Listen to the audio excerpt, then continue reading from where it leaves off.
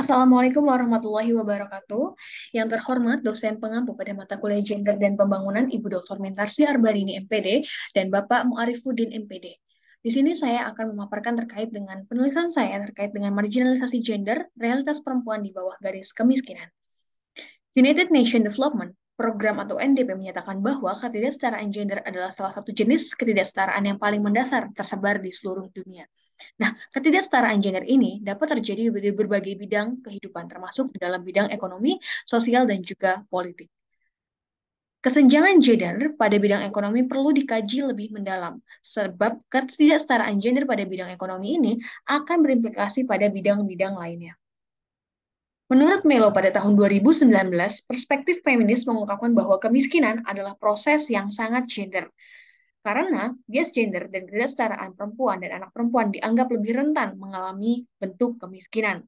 Berdasarkan hasil data dari Pusat Badan Statistik pada tahun 2022, sebanyak 9,68% perempuan hidup di bawah garis kemiskinan nasional. Sementara itu, persentase perempuan di Indonesia sebagai tenaga formal pada tahun 2022 lebih rendah dibandingkan laki-laki, yaitu hanya sebesar 35,57% dibandingkan dengan laki-laki 43,97%. Dan akses laki-laki dalam angkatan kerja jauh lebih tinggi dibandingkan dengan perempuan, yaitu mencapai 76,73%. Sedangkan perempuan hanya mencapai 50,08%.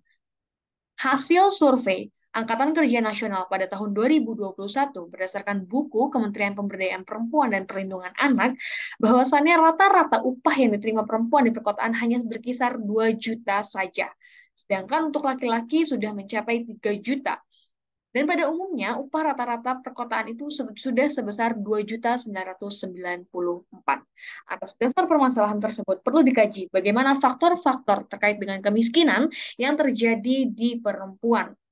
Kemiskinan pada perempuan itu sebagai akibat dari distribusi pendapatan, ketersediaan akses input produktif, dan permasalahan pada bias gender.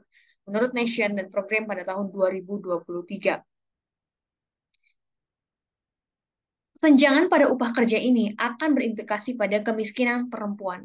Kenapa? Karena ini membuat wanita, perempuan, memiliki lebih sedikit waktu untuk mendapatkan penghasilan mandiri dan meningkatkan ketergantungan finansial mereka pada suami atau pasangan. Karena alokasi pekerjaan yang tidak dibayar, yang tidak proporsional, perempuan lebih mungkin dibandingkan laki-laki untuk dipekerjakan di posisi paruh waktu, yang sering dikaitkan dengan upah per jam yang lebih rendah. Menurut penelitian Barrientons pada tahun 2014, pengusaha juga memanfaatkan pola pasar ini pada tenaga kerja perempuan untuk menghasilkan produk berkualitas tinggi dengan biaya rendah dan menjaga upah perempuan tetap rendah. Jadi, produktivitas dengan harga upah berbanding terbalik. Itu merupakan salah satu faktor dari adanya kemiskinan perempuan. Lalu faktor lainnya, faktor penyebab kemiskinan lainnya menurut Mulyono pada tahun 2017, salah satu penyebabnya adalah berasal dari faktor adat. Nah, di Indonesia sendiri sebagai negara yang masih memegang teguh adat dan budaya, salah satunya ada budaya patriarki yang masih kuat. Budaya di sini yang saya sorot adalah budaya pernikahan anak usia dini. Karena menurut data dari Pemberdayaan Perempuan dan Anak, selama tahun 2022 sebanyak 55.000 pengajuan perkawinan anak usia anak. Hal ini sebagai akibat dari adanya dorongan orang tua ketika sudah melihat anak merasa sudah dewasa yang pada akhirnya akan menikahkan anak di usia muda. Padahal pernikahan tersebut akan membuat anak, khususnya perempuan, menjadi memiliki peran ganda sebagai istri dan membatasi perempuan tersebut untuk bergerak, untuk mengembangkan kapasitas dirinya.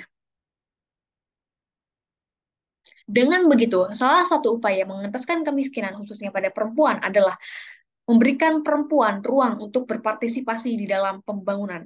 Karena partisipasi perempuan memegang peranan penting melalui penelitian pada dampak partisipasi perempuan di Afrika Selatan terjadi peningkatan keterampilan, kebutuhan sosial, dan ambisi perempuan dalam mengentaskan kemiskinan dan menciptakan lapangan pekerjaan.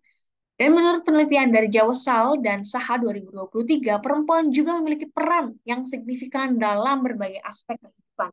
Upaya untuk meningkatkan kemampuan perempuan, yaitu adalah dengan menciptakan lingkungan sosial di mana keputusan penting dibuat bersama-sama dengan perempuan.